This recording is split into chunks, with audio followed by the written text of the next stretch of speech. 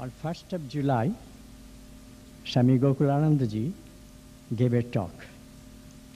I think many of you were present, but there are some who were not present, so I have to say something about his personality and other things.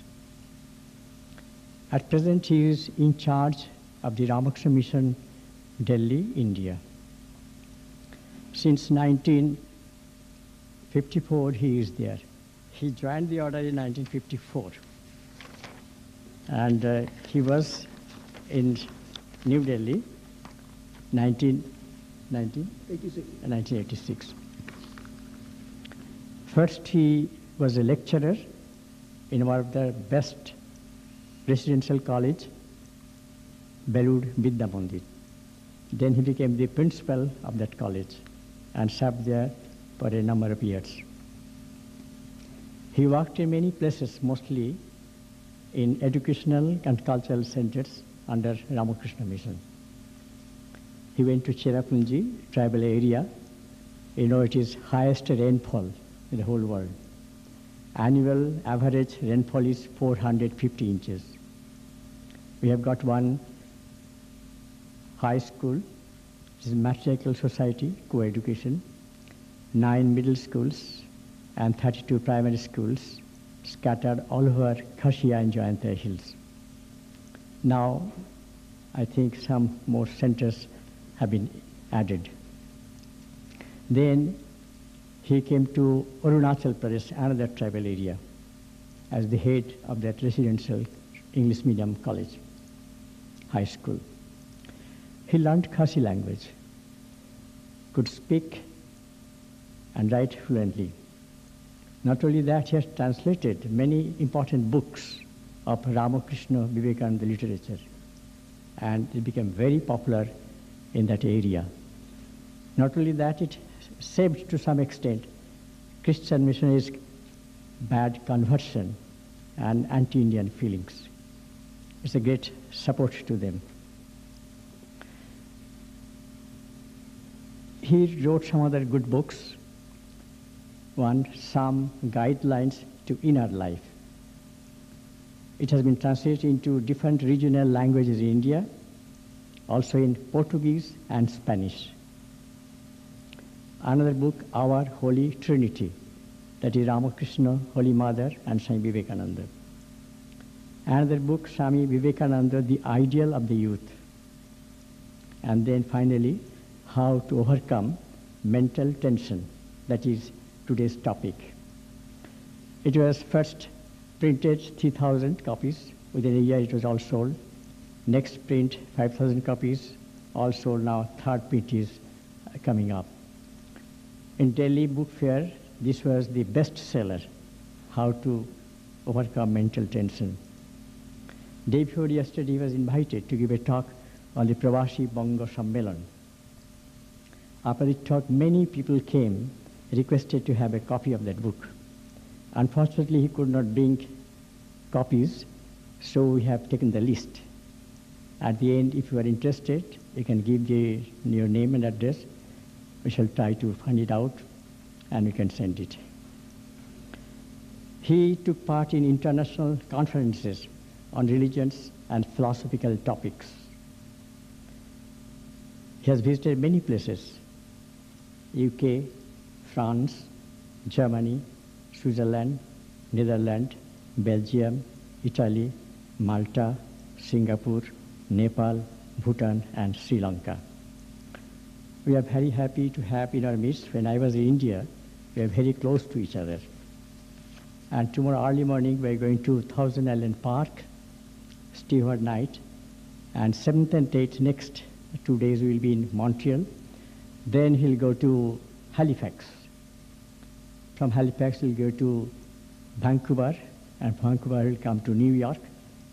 2-3 days, then he'll go back to India. So, may I request Swami Gokulanji to present his topic. Devotees, friends and admirers.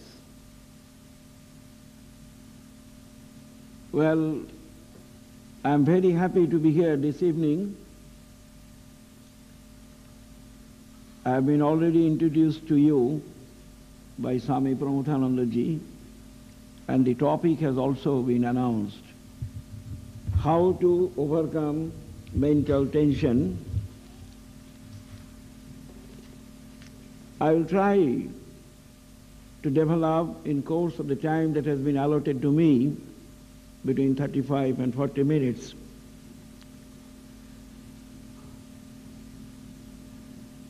Well,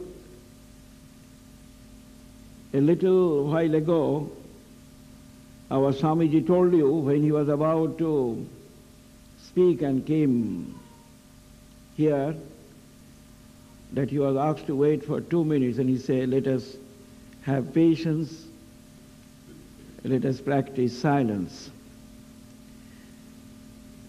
If we go around the world, what do we find today? Thanks to science and technology, we have made much progress, tremendous progress, so far as modern amenities and material comforts are concerned. But if we compare our hectic lives as we live today, is it not a fact that always we are in a rush? We have no time to pause and ponder. You go and ask, you will find almost all of them say, oh, we have no time, we are overworked, we are under tremendous tension, so on and so forth. In the midst of the hurly-burly and hustle and bustle of life, it is a fact. Once a devotee came to the Ramakrishna Mission in New Delhi, where I am now, and he said, Swamiji, you know that I occupy a very responsible position in the government of India, and I want to do justice to the work that has been allotted to me. At the same time, while trying to be efficient in the field of my work, I want to live a relaxed life. But to be very frank, I fail. Why? Because I find that the work that has been given to me, if it has been to be finished in the right possible manner, I have to bring workload to my home, and then that creates tension, because I am a householder, I have my wife and children, and sometimes they rightly grumble that here also you have brought your office, no time to spend with us. And this devotee told me, as a result, sometimes I break myself into pieces, and this causes no mean excitement and irritation. This is the overall picture throughout the world. Let us admit it frankly. This being so, then what is the remedy? Before I come to the remedy of mental tension, I will have to tell you what are the causes of tension. But before I do that, let me sound a note of warning that if we live always under tension and allow ourselves to be in a high-strung or frame of mind, then the result is real failure in all directions. And therefore, we have to become very, very cautious. While telling this, I now come to the main point, the main subject, mental tension, and what are its possible causes and the remedies by which this tension can be overcome.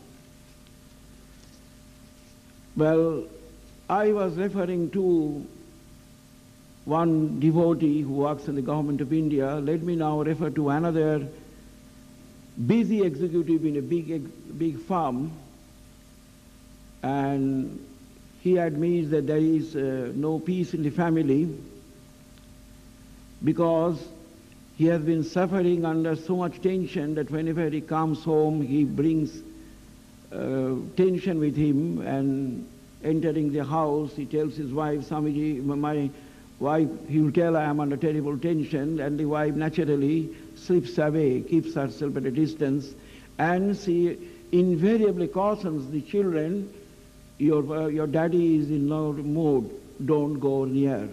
So these things are common phenomena everywhere. Our ancestors, they also worked, but they did not live active lives. They knew how to discipline or regulate their lives, but modern day man, even though to their credit they may claim that they work for 10, 12 hours a day, but how many of them can claim that they know how to live their day-to-day lives? Most of us cannot claim that. We somehow exist. I may make a subtle distinction between existence and vegetating our lives. We know how to exist, we know how to vegetate, but very few of us know how to live a purposeful, meaningful, balanced, integrated life guided by certain fundamental principles. Well, we sometimes have to face challenging situations. Martin Luther King once said that the ultimate measure of a person lies in not how he behaves in normal, pleasant situation. A real test of a man is judged when he or she faces some adverse situation. Challenging situations do come, and we have to put up with the same boldly and bravely, otherwise we'll miss the main purpose of life. While talking about challenging situation, I am reminded of an incident that happened in the life of our great Swami Vivekananda, when as a wandering monk, he went on a pilgrimage to Varanasi, holy Varanasi. Devotees well acquainted with the life of Swamiji will please recall that one day when he was visiting the Durga Badi at Varanasi, he was attacked by some monkeys and Swamiji was just running away. At that moment, a monk shouted at our Swamiji, "Fetch the brutes." And Swamiji looked back and really fetched the monkeys, and they took to their heels.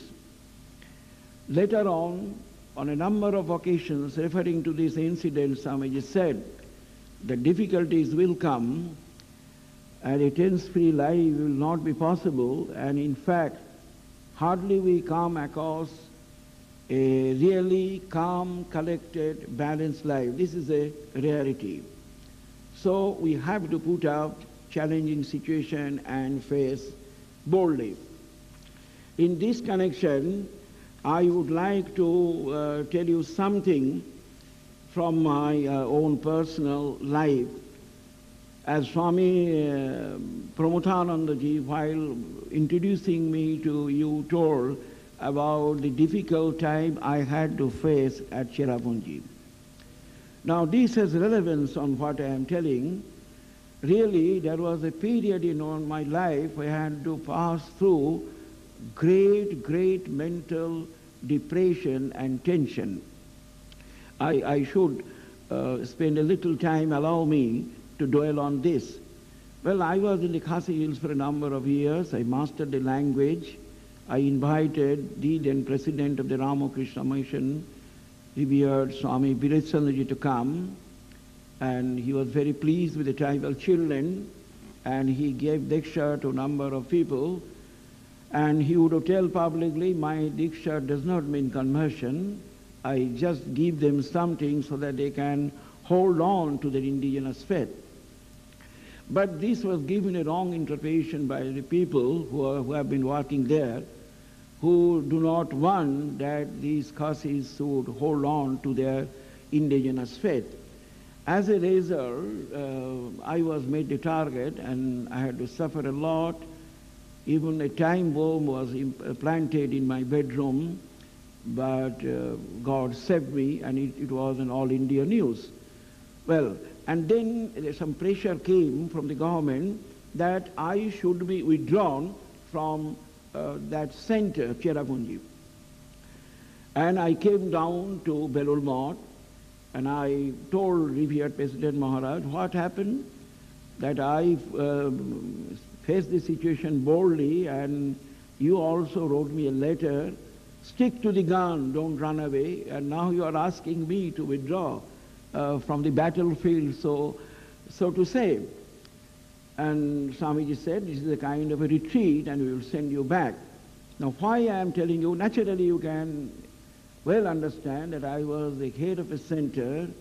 With all dignity and glory I was discharging my duties so that many could come under the umbrella of Bhagavan Sri Ramakrishna's teachings, and that happened to my fate.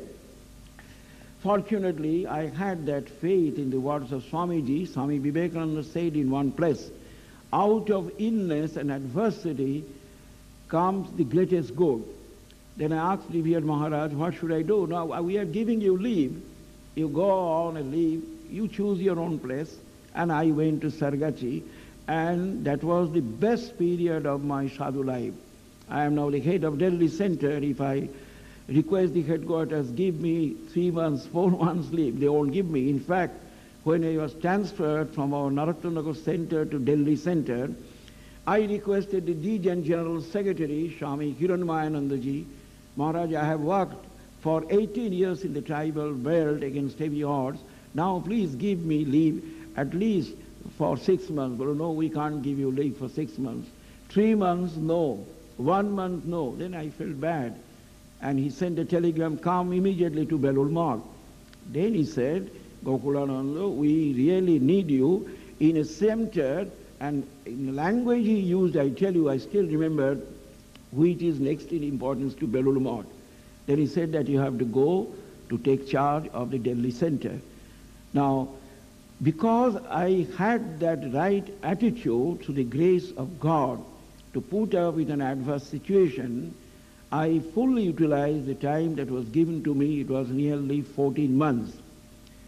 Well, now I give an example of how one can get rid of tension provided you have an understanding wife. Let me tell you that there are occasions in one's life when we do not know, for some reason or other, we have to face some odd situation in life. I tell you that once I had been to Frankfurt in Germany in '92, and I had a very good time there. Different parts of Europe they took me, but when I came back to my center in Delhi, I found that the devotee in which house I stayed, somehow the husband lost the job. Naturally, it was a cause of no mean mental tension or depression. In a place like Germany, to lose a job, and I was very much affected because they took great care of me. But then, such a thing may happen. But the wife rose to the occasion. She was earning. She told, don't bother, I am there, I am earning money, and better days will come. Because of an understanding wife, the husband could get rid of that tension. And this is also something that we should remember. Now, our day-to-day lives, daily lives, can be divided into 4 types. Each one of us has his or her own family. We have to spend some time with the members of the family. Then we have our field of activities. We have to go and work. Then we have our social commitments. Somebody invites that there is a birthday party or marriage party, and we have our moments of relaxation. Under these 4 categories, our life daily routine can be divided. So we have, while mixing with the people, we have to become very careful. Otherwise, if there is any wrong treatment done by us to anybody, then that will not only cause tremendous tension in our inter-relationship with the members of the community in we go round. In this connection, I would do well to refer to the parental tensions that the children find in their parents. There are families, all families are not very peaceful families. Now, if the husband and wife, they quarrel, and the little children that coming up, that will have a very, very adverse effect. So the parents should be careful. Otherwise, today's children, they have a very heavy load of home studies. They go to the schools and come back with all the expectation that there will be a congenial, peaceful atmosphere. But coming home, if they find that it is not so, father and mother and quarreling, or in a very high strung of mind, it will have a very, very adverse effect on them, because they need all the love and affection of their mother. Let us now come to the different causes of tension.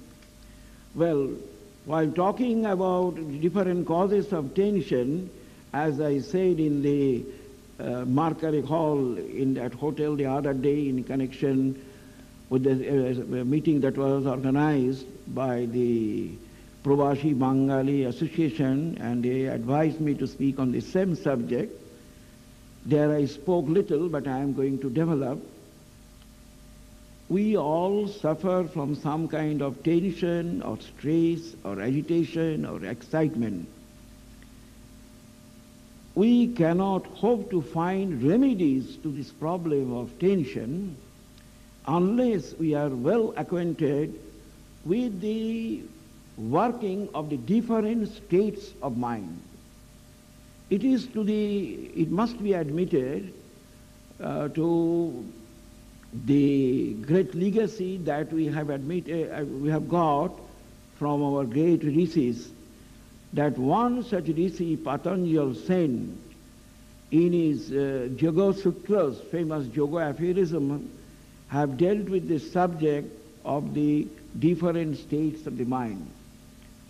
Now, if we look into ourselves, we find that there are some dull moments in our life when we feel lazy, inert, we have no desire to work, we want to lie down and sleep. And there are moments we are very restless, absolutely restless. Patanjali Muni says that this is called the Kipto stage. Mind is always restless, never at rest, just the contrary. Then Mudo, inert, no energy, laziness, dullness and all that. That means absolutely full of tamas. Then another state of the mind is called Vikshipta. It is not fully restless, sometimes at peace. It is called Vikshipta. Sometimes restless, sometimes we are successful in achieving a little of concentration of the mind. Then comes Ekagra. When we subject ourselves to some kind of discipline, then it becomes one-pointed. If you want to focus your mind on a subject, suppose you have taken Diksha, you want to focus on your chosen God in the sanctuary of your heart, you become successful, one-pointed. But even if it is one-pointed, you cannot keep the mind on that for long. That we can do only when we reach the state of called niruddha, absolute absorption of in the mind.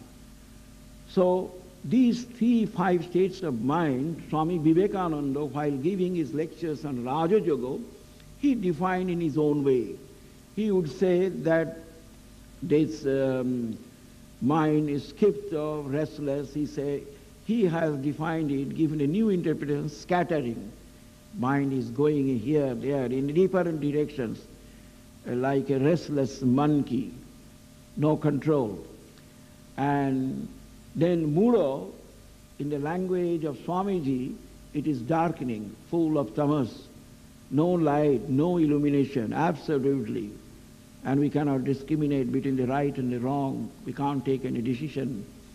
Then Vikshipta Swamiji says, partly concentrated and partly restless.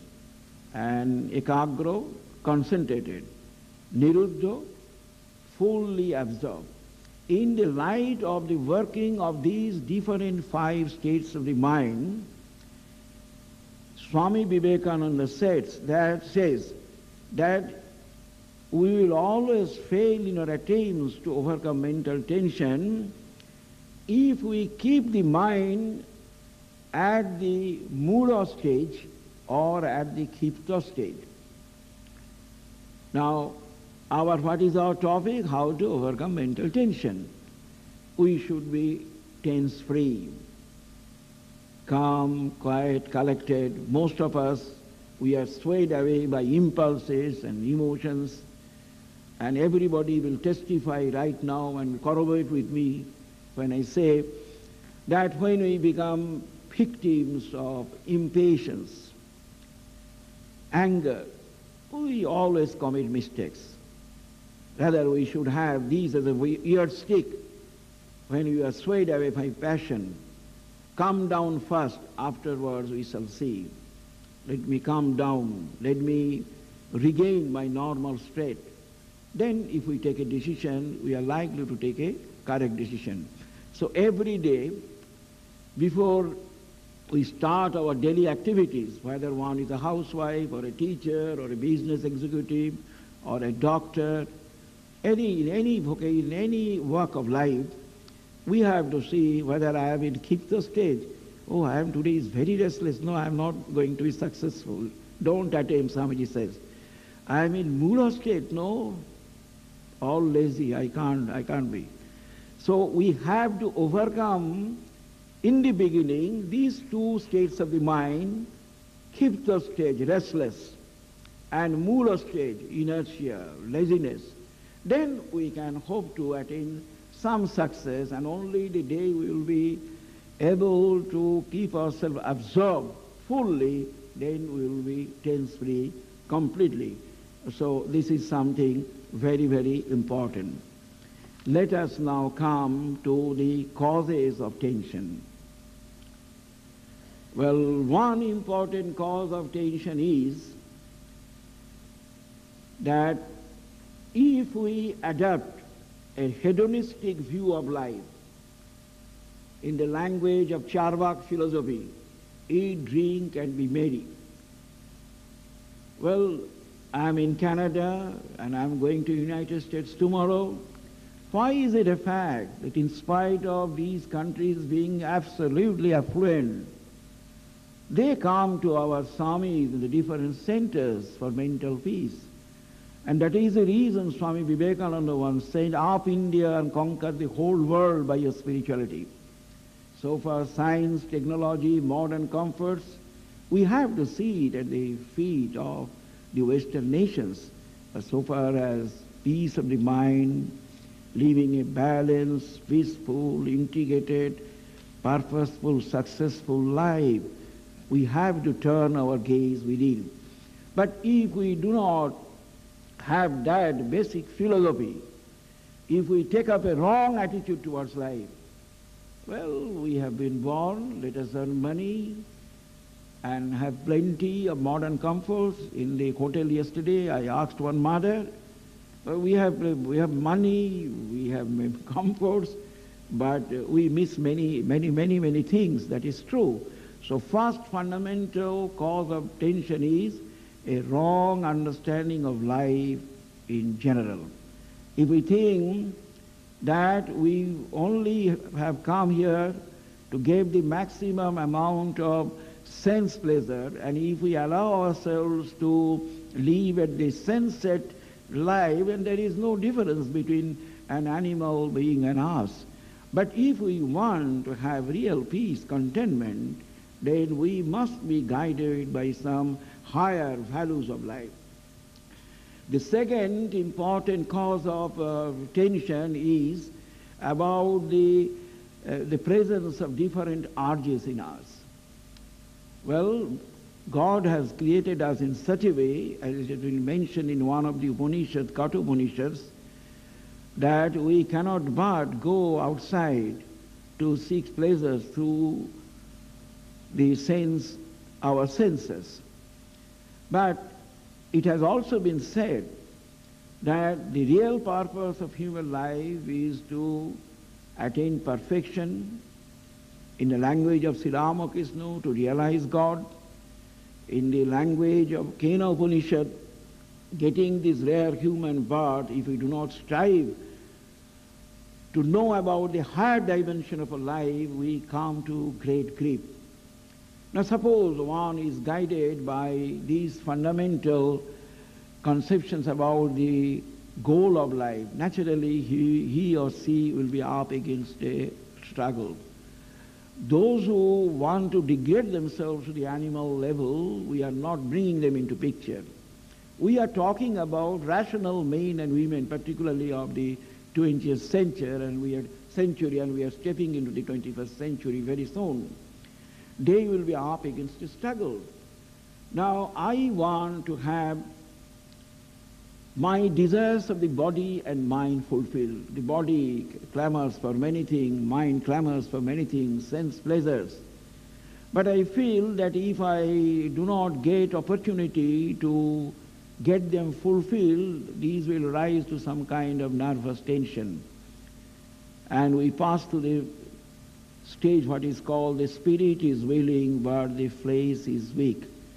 I want to respond to the higher values of life, but somehow the so-called desires of the flesh pull me down.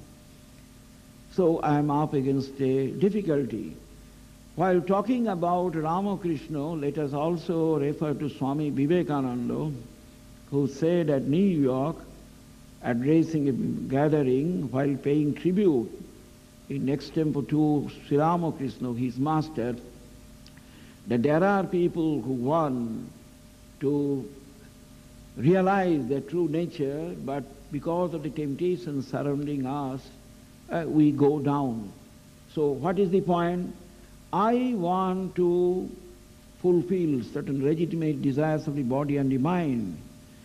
And unless we get chance to do that, the different religions, they say don't do this, don't do that, then naturally that gives rise to certain kind of psychological complex, and we suffer tension. In this connection, let us say that what the Western psychologists who did get pioneering work, no doubt, Freud has got to say. Another psychologist I would like to refer to, Jung. Freud says that we have in us what is called a sex urge, but later on he changed the language and said that there is a pleasurable principle in us.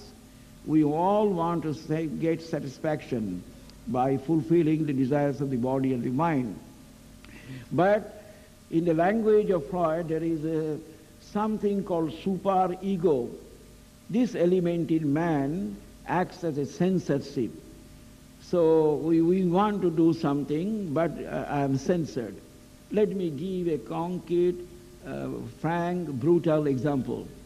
Now suppose the children are growing up and the parents don't want that the young children, if they are not adult, in the teens, that they should waste their lives by seeing bad, cheap quality films or videos in the TV camera. Somebody is watching, but some father or mother steps in and naturally he is afraid, oh, I am caught like that. So this is the super element in the censorship. I want to do this, but because of social or religious inhibition, so to say, I cannot get these desires fulfilled, and as a result I am subjected to some kind of mental tension. Jung tells that we have in us both the masculine and feminine element. What does masculine, feminine mean? If we analyze these two terms, we find, he says, that we have in our extrovert tendency, we will lose ourselves in the intricacies of our public life, active life, and we have also something in us which says, no, pause, ponder, there is something higher than losing yourself in so-called futile activities of the world. That means extrovert and introvert tendency. According to Jung, if a man or woman does not train himself or herself to have a harmonious blending of these two elements, that means action and contemplation, one is likely to suffer from tension. That is the verdict of Jung. Besides this, sometimes because of our ambition, excessive, suppose you are earning money, you are doing something, no, I want more money, I want to amass more wealth. So excessive ambition, excessive greed leads to overwork, and overwork leads to tension. Let us now divide different kinds of people under three categories. There are type A personality, type B personality, type C personality. I'll be very brief. Type A personality, they're always under pressure. Busy executives and all that. They are always hurried, impatient, competitive, and such people coming under type A, they are prone to heart attacks also. Type B, apparently type A people may look down upon them, but type B people are more sober. After I have explained, you find now for yourself whether you belong to type A category or type B category or type C category. Type B category means they are always calm, relaxed, not victims of impatience. Type C,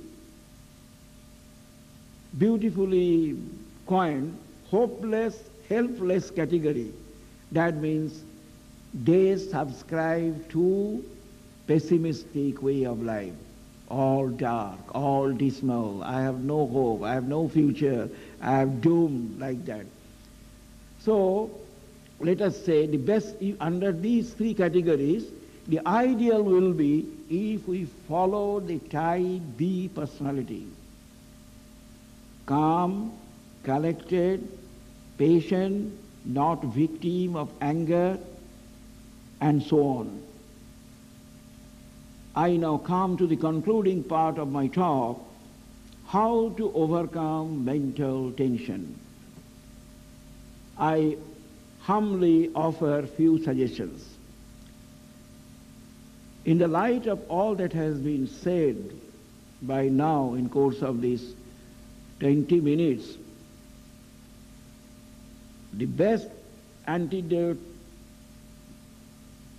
to tension is to live an organized, disciplined life.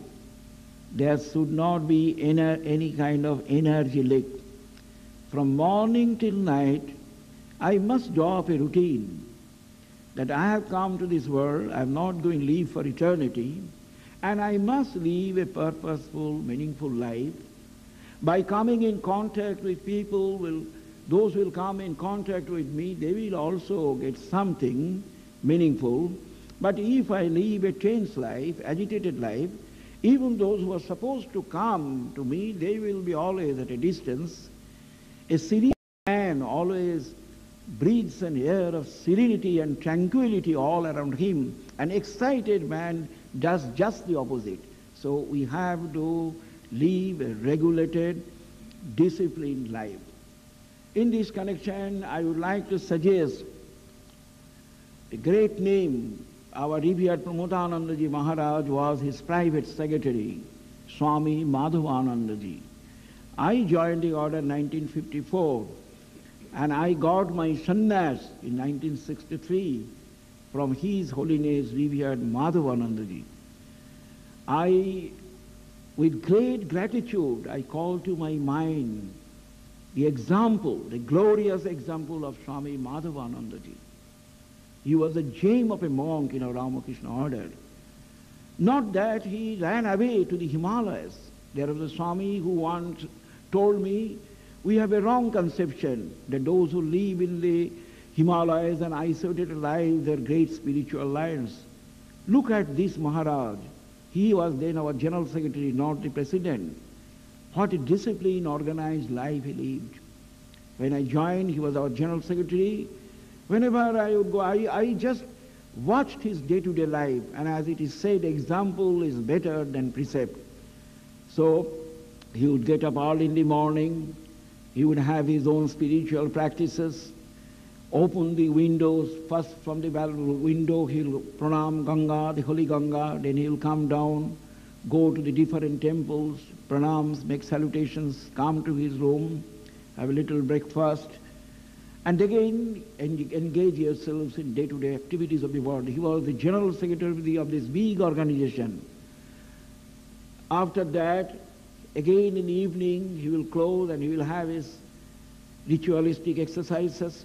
But one day it so happened that somebody in our headquarters, he wanted to have his signature for some important work of the mission. But he hesitated to knock at the door. And when Maharaj came to know about that, he was annoyed. Well, I may have my own personal spirituality. What of that? No work is secular. All work is worship and adoration. Thakur's work. So you have done the wrong thing in not calling to me. That means he was a representative of a balanced, integrated life between action, contemplation, and yoga and all that. So that is a great example. While calling to my mind the example of revered Swami Madhavanandaji, I would like to draw your attention of the necessity of our training our mind. In what direction? Now we say that I am from India, I say that I am a free citizen of free India. Well, or we are citizens of the whole world. True, we are citizens of the world, but remember, we have to become citizens of two worlds. One is the external world, but citizen of the internal world. Unless I subject myself to some discipline, train my mind to acquire tranquility, to rise above all adverse situation, then I will fail miserably being a citizen of the external world. That means we have to make conscious efforts to bridge the gap between action and contemplation. In this connection, I would like to refer to Swami Vivekananda's famous lectures on Raja Yoga. What do we mean by the citizens of two worlds, external, internal? Let us look to ourselves. Swamiji said that there are two kinds of man, man the apparent and man the real. So far as the apparent man is concerned, he is just a psychophysical existence. But if he or she lives at that level, then he or she will never be free from tension. We have to rise above the limitations of the psychophysical existence, body, mind as we are. We are to be conscious of the spirit eternal in us. It is called the higher dimension of life. Only when we are conscious of the higher dimension of life, we will be able to bridge this gap and will be free from tension. But how to bridge this gap? And therein lies the necessity of meditation. Meditation, through this technique, we can become really free from all kinds of worries, anxieties, and tension. It is a test-test practical method. And therefore it is suggested that if we are always obsessed with this gross materialistic world and foolishly run after the phantom pleasures of the world, relegating to the background the internal, deep spiritual wealth which is within us, and which is the fountainhead of real source of strength for tranquility, then this life will go in vain. And for that, we have to practice meditation. What is meditation? I put it in a beautiful language.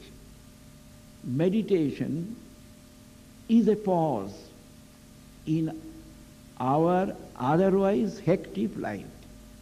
Even monks, we have also to practice meditation. Our Swamis, Brahmacharis, every day at 6 a.m. serve again at 12, and we in Delhi mission, before Mangal Arati, we have to go at about 4:30. Even householder disciples who are very, very happy and they are able to lead contented lives, they will corroborate that meditation is a source of strength. Let me quote Vivekananda. Swami Vivekananda said in one place, the calmer we are, the less disturb our nerves and the better our walk shall be. The calmer we are, less disturb our nerves. But how can we become calmer? It is only through meditation. All work and no time to pause will not do. And the question is, well, Swamiji, you are asking us to meditate, but how long we can meditate? I just said that 1 hour or 2 hours, but most of the time we go round the world. So many people come to meet the Swami and to us, and you have to meet hundreds of people while you're going round the world. So what is suggested? Well, we should have some time when we'll meditate with eyes closed. But when we go round the world, we should learn the technique of trying to meditate with eyes open. Is it possible? Of course it is possible. How? Just call to your mind one short expression given by the great Swami Vivekananda. He said, seek God. Don't seek God, but see Him. When we try to seek God, we have to close our eyes and visualize the presence of God here. Swami Vivekananda was scolded by his guru, Sri Ramakrishna. He wanted to lose himself in the delights of samadhi, and he was cautioned, do you think that there is Brahman if you close your eyes and there is no Brahman with your eyes open? Is it not a fact that you sing that song, Jo Kuch Hai So Tu Hai? Whether in the field, in the midst of different activities, whether a housewife is preparing food for the children or husband, whether you are going out and meeting people, keep up this attitude that the Atman is the back of everybody. I make use of 2 English expressions to drive home the truth. Now you are so many here. I am looking at you. When I look at you, I look at Swami Pramodhananda ji, Mukti Chaitanya ji, and so on, so on. So many differences. While looking at you, if I can learn the technique of looking into you, I penetrate into you. While I look at you, I see multiplicity. I am caught in ignorance and maya. But while looking at you, if I can look into you, I am established in unity. I will be perpetually at peace, no tension. So meditation we have to practice, and we also should practice a kind of breathing exercise. Breathing in, breathing out.